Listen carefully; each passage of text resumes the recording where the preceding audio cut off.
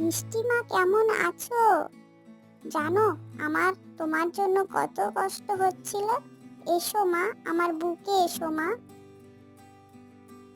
আমার তোমার কথা মনে পড়ছিল মা। আমার বাচ্চারা কই বউ? আমি ওদের দুধ খাইয়ে ঘুম পাড়িয়ে দিয়েছি। খুব ভালো করেছো নতুন বউ। বউ, আমার শহর থেকে চিঠি এসেছে। আমার জরুরি কাজে শহরে কতদিনের জন্য যেতে হবে। আজকেই যেতে হবে আপনার? হ্যাঁ বউ, তুমি আমার 4 মেয়েকে কিন্তু খুব ভালো করে দেখে রেখো, ঠিক আছে? পল্টু তার মেয়েদেরকে আদর করে শহরে চলে যায় কিছুদিনের জন্য। পল্টু চলে যাবার পর টিনা তার 4 মেয়ের উপর অনেক অত্যাচার শুরু করতে লাগলো। তোর বাড়ি এসে একটু যে গল্প করব সেটাও হয় না এই বাচ্চাদের জ্বালায়। জানো দিদি, মনে হয় এই বাচ্চাগুলোর গলা টিপে শেষ করে ফেলি। মেরে ফেল না, তাহলে মিষ্টি সব সম্পত্তির মালিক হয়ে যাবে। ঠিক বলেছ দিদি, আজই আমি দুধে বিষ মিশিয়ে খাইয়ে মেরে ফেলবো। আর ওর বাবা এলে বলবো হঠাৎ কিভাবে জানি মারা গেছে। ঠিক আছে, তুই তাই কর, আমি আসি বোন। পেতনি বাচ্চাদেরকে প্রতিদিন চুরি করে দুধ খাওয়াতে আসতো, তাই ওদের প্রতি খুব মায়া হয়ে গেছে পেতনির। ওদেরকে ওদের নতুন মা মেরে ফেলবে শুনে এটা সে আর মানতে পারে না।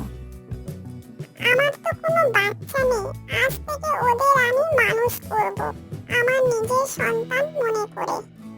পেতনি পল্টুর 4 মেয়েকে তার কাছে নিয়ে চলে যায় এবং সে 4 মেয়ের নাম দেয় সোনা, রূপা, মুক্তা আর হীরা। পেতনির কাছে তারা ধীরে ধীরে বড় হতে লাগলো। কিছু বছর পর পল্টু বাড়ি ফিরে এলো। ওই গো, আমার আদরের মেয়েরা, এসো তোমরা আমার কাছে এসো। কিন্তু কোনোই সাড়া পেল না। টিনা পল্টুর সামনে এসে কান্নায় ভেঙে পড়ল। কি হয়েছে? কান্না করছো কেন নতুন বউ? আর বলো না তুমি, যখন শহরে চলে গেলে তখন তোমার মেয়েরা সাপে কামড়ে মারা যায়। কি বলছো বউ এসব? কি করে এমন সর্বনাশ হলো আমার? সাপের কামড়ে ওরা যে মারা যায়। এই বলে টিনা কান্না শুরু করতে লাগলো। পেতনি গাছে বসে সবই শুনতে পায়।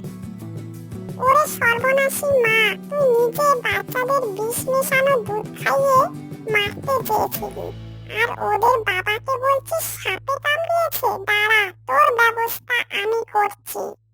পরের দিন সকালবেলায় যেই টিনা পুকুরে আসে স্নান করতে তার মেয়ে মিষ্টিকে নিয়ে, সেই সময় পেতনি তার মেয়ের চুলের মুঠি ধরে টানতে থাকে। তোকে আজ আমি মেরে ফেলবো, আজ তোর মাংস আমি খাবো। ছাড়ো বলছি পেতনি, আমার মেয়েকে বাঁচাও, বাঁচাও, কে আছো, বাঁচাও, আমার মেয়েকে পেতনি মেরে ফেললো। এই বলে টিনা চেঁচাতে শুরু করলো। কেমন লাগছে এবার তোর? এটা বুঝি তোর নিজের পেটের মেয়ে, তাই এত লাগছে তোর? আর তুই তোর সব 4 মেয়েকে যখন মেরে ফেলার চেষ্টা করছিলি তখন? এবার দেখ কেমন লাগে। এবার তোর মেয়েকে যদি আমি মেরে ফেলি কেমন লাগবে তোর? পেতনি পল্টুকে সব ঘটনা খুলে বলল, কিভাবে তার মেয়েদেরকে ওই টিনা মেরে ফেলতে চেয়েছিল। আমায় ক্ষমা করে দাও, এই বলে কাঁদতে থাকে পল্টুর পা ধরে। তারপর টিনা নিজেই সব তার কর্মের কথা খুলে বলে পল্টুকে। তখন পল্টু কান্নায় ভেঙে পড়ে। আর এই সময় পেতনি তার 4 মেয়েকে নিয়ে আসে তাদের বাবার কাছে।